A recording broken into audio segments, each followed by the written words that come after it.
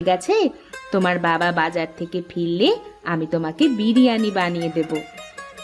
না না, আমি তোমার হাতে বিরিয়ানি খাবো না। আমি বাবার হাতে কাচ্চি বিরিয়ানি খাবো। সবাই বলে বাবার হাতের বিরিয়ানিতে নাকি জাদু আছে। তাই নাকি?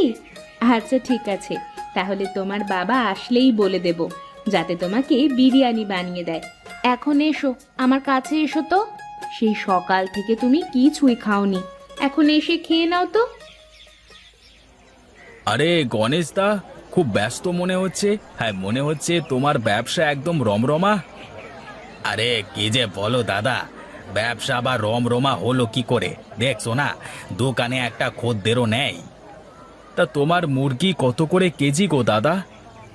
মুরগি 220 টাকা কেজি দাদা। বলো কি বাপু, এই 220 টাকা কেজি দরে মুরগি কিনে বিরিয়ানি বেচে লাভ কি করে করব ভাই? একটু কম করে রাখো দাদা। না গো ভাই, কম রাখবার কোনো সুযোগ নেই গো। মুরগির বাজারে আগুন, বিশ্বাস না হলে পুরো বাজারটা ঘুরে দেখে আসো।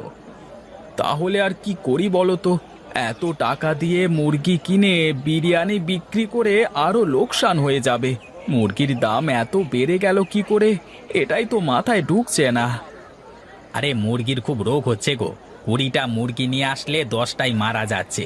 এবার বলো, মুরগির দাম বাড়বে না কেন?